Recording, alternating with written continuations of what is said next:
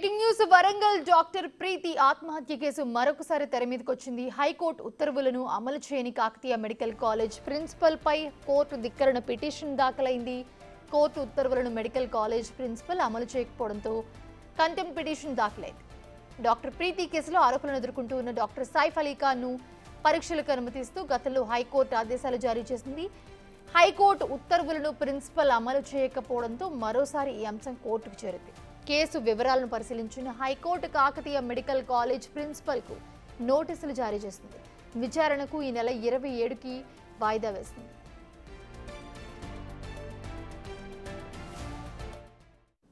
ఇదే అంశానికి సంబంధించి మరిన్ని వివరాలు మా ప్రతినిధి వేణు అందిస్తారు.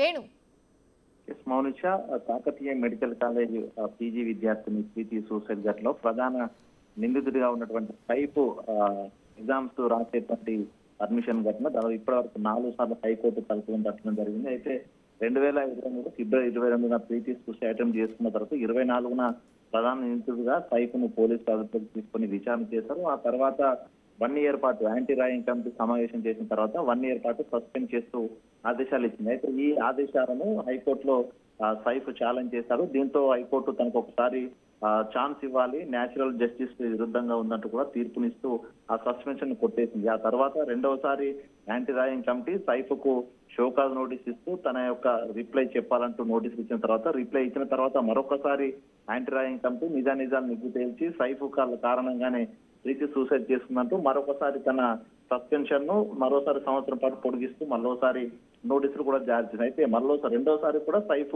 వాటిని ఛాలెంజ్ చేస్తూ మళ్ళీ హైకోర్టుకు వెళ్లారు. అయితే హైకోర్టు తను నేరస్తుడుగా నిరూపించే వరకు కూడా తను చదువుకునేటువంటి హక్కు ఉంది అంటూ కూడా ఆ నోటీసులను కూడా అన్నింటినీ కొట్టివేయడం జరిగింది. దీంతో తను క్లాసులకు హాజరు కావాలంటూ కూడా ఆర్డర్ ఇవ్వడంతో అక్టోబర్ నుంచి గత సంవత్సరం అక్టోబర్ నుంచి కూడా ఆయన విధుల కాలేజీ క్లాసులకు అదేవిధంగా ల్యాబ్స్ కూడా హాజరు కావడం జరిగింది. అయితే ప్రస్తుతం 2024-25 సంబంధించిన ఎగ్జామ్స్ జనవరి 2వ తేదీ నుంచి ఆ పీజీ, ఎండి, ఎంఎస్ పరీక్షలు. సో వాటికి ఆ ఎగ్జామ్స్ కి అర్హత రావాలంటే 13 రోజుల అటెండెన్స్ సైఫ్ కు తక్కువ ఉంది. సో ఈ కారణంతో మరొకసారి తనకు ఎగ్జామ్షన్ ఇవ్వాలంటూ హైకోర్టుకు వెళ్ళాడు. అయితే తనను ఫిబ్రవరి 22, 2023లో అరెస్ట్ చేసిన తర్వాత నుంచి దాదాపు 6 నెలల సమయం పాటు తను క్లాసులకు హాజరు కాలేదు. ఆ తర్వాత కోర్టుకు వెళ్ళిన తర్వాత హాజరు కాలాన్ని తనకు అందించాలంటూ కూడా కోర్టు ఆర్డర్ ఇచ్చింది. అయితే దాన్ని కేఎంసీ ప్రిన్సిపల్ పట్టించుకోకపోవడంతో ప్రస్తుతం తాను ఎగ్జామ్స్ రాయడానికి అర్హత సాధించలేదు. సో దీన్ని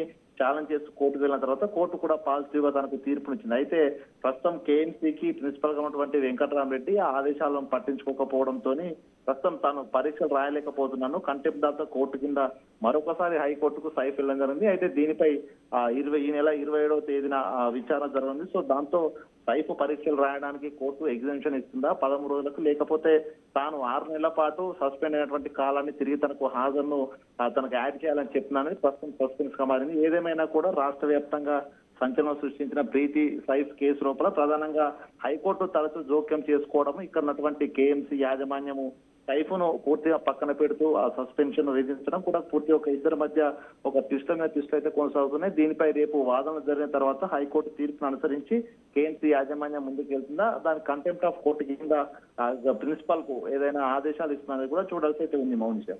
right, thanks for the beats Venu.